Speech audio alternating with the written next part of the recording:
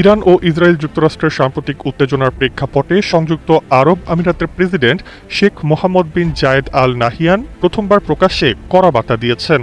শনিবার তিনি একটি হাসপাতালে আহত বেসামরিক মানুষের খোঁজ নিতে গিয়ে বলেন, ইরানকে সহজ লক্ষ্য মনে করা উচিত নয়। প্রেসিডেন্ট আরও স্পষ্ট করে বলেন, আমিরাত একটি সুন্দর ও অনুসরণযোগ্য রাষ্ট্র হলেও দুর্বল নয়। দেশের শক্তি অনেক দূর পর্যন্ত বিস্তৃত। আমরা আমাদের জনগণ ও বসবাসকারীদের নিরাপত্তা নিশ্চিত করার জন্য সর্বোচ্চ চেষ্টা চালাচ্ছি। তিনি আল্লাহর কাছে প্রার্থনা করেন যেন আমিরাত ও এর জনগণকে নিরাপদ রাখেন এবং দেশকে শান্তি ও স্থিতিশীলতা প্রদান করেন। তিনি যোগ করেন, যে কোনো সংকটই আমিরাতকে আরও শক্তিশালী করবে এবং ভবিষ্যতে দেশটি আরও শক্ত অবস্থানে থাকবে। প্রেসিডেন্টের মন্তব্য আসে সেই সময় যখন দেশের আকাশ প্রতিরক্ষা ব্যবস্থা সাম্প্রতিক ক্ষেপণাস্ত্র হামলা প্রতিহত করেছে। উপসাগরীয় অঞ্চলে পরিস্থিতি ক্রমেই উত্তেজনাপূর্ণ। আমিরাতের এই কড়াবার্তা ইঙ্গিত দেয় যে দেশটি নিজের নিরাপত্তা রক্ষায় কোনো ছাড় দেবে না।